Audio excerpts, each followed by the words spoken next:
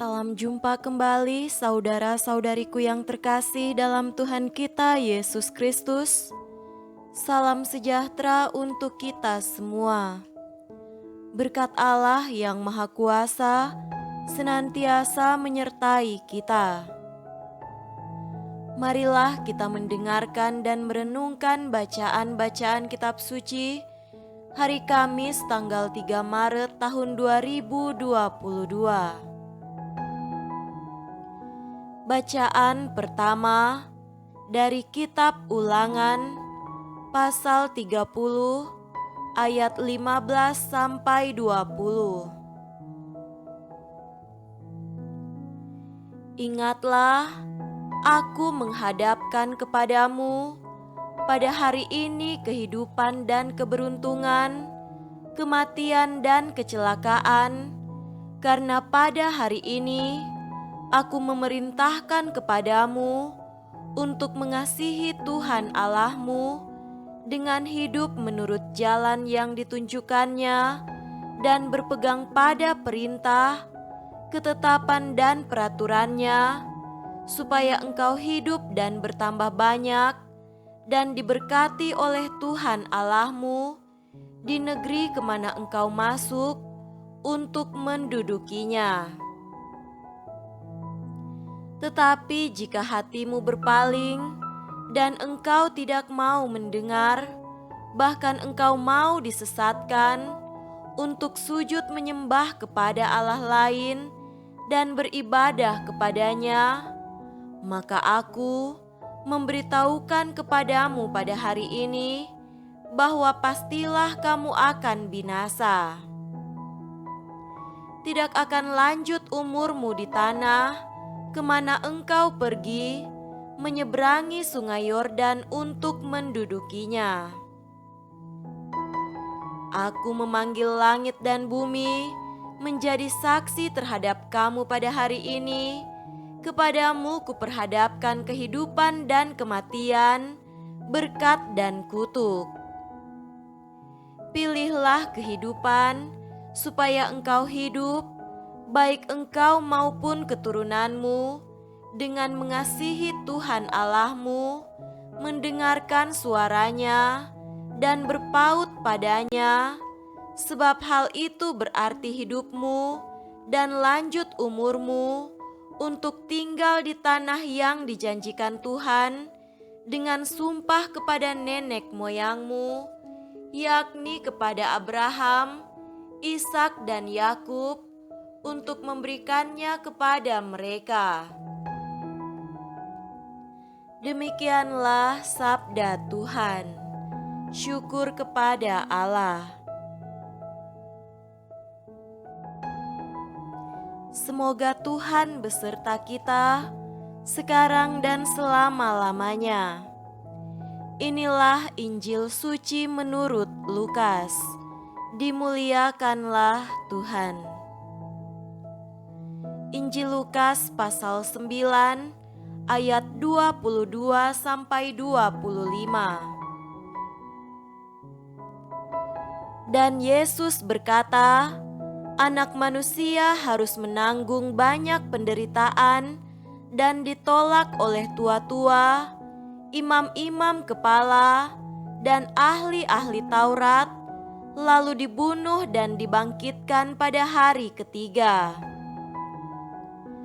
Katanya kepada mereka semua, setiap orang yang mau mengikut aku, ia harus menyangkal dirinya, memikul salibnya setiap hari, dan mengikut aku.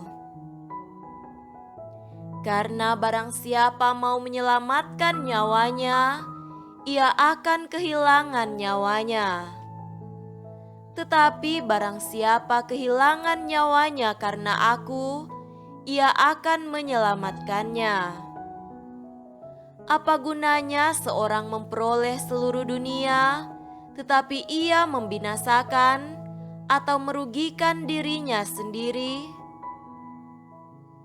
Demikianlah sabda Tuhan. Terpujilah Kristus. Saudara-saudariku yang terkasih dalam Tuhan kita Yesus Kristus, tema renungan kita pada hari ini adalah menjadi pengikut Tuhan. Kita telah memasuki masa Prapaskah dengan menerima abu pada hari Rabu Abu kemarin. Masa Prapaskah merupakan momen yang indah untuk merefleksikan seluruh hidup kita. Ini adalah kesempatan juga bagi kita untuk mendekatkan diri kepada Tuhan lewat doa-doa pribadi ataupun doa bersama di gereja, wilayah rohani, stasi, ataupun di keluarga kita masing-masing. Saat yang tepat juga bagi kita untuk mendengarkan sabda Tuhan dan mengenang bagaimana Tuhan pada akhirnya memberikan dirinya dengan mati di kayu salib untuk menyelamatkan umatnya, terlebih para pengikutnya yang setia. Saudara-saudariku terkasih, bacaan Injil pada hari ini berbicara mengenai bagaimana menjadi pengikut Tuhan yang setia. Kata Yesus kepada mereka semua, "Setiap orang yang mau mengikut Aku, ia harus menyangkal dirinya, memikul salib setiap hari, dan mengikut Aku." Secara sederhana, menyangkal diri berarti meninggalkan sifat keegoisan atau hanya ingin menang sendiri. Yang lebih diutamakan adalah perhatian dan cinta kepada sesama. Memikul salib berarti menyatukan seluruh pergumulan kita pada penderitaan Yesus di salib.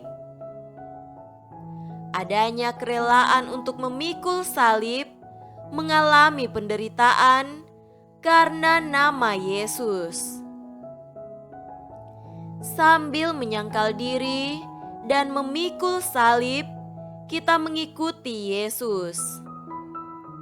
Ajakan untuk menyangkal diri, memikul salib dan mengikuti Yesus di masa Prapaskah ini adalah sebuah perintah bagi kita semua. Kita maknai masa Prapaskah ini dengan menumbuh kembangkan semangat kasih, solider, keadilan, dan perhatian khusus terhadap orang-orang yang sederhana dan membutuhkan bantuan kita. Di samping itu, secara pribadi kita mempersiapkan diri secara rohani dengan merenungkan pemberian diri Yesus di salib. Penderitaan Yesus boleh menjadi spirit bagi kita untuk menjalani kehidupan kita ini. Seluruh pergumulan dan tantangan pun penderitaan yang sementara kita alami disatukan dalam penderitaan Yesus, supaya kehidupan kita boleh membawa makna yang istimewa dalam kehidupan bersama dengan yang lainnya. Dengan demikian, kita telah menjadi pengikut Yesus yang setia. Semoga demikian. Amin.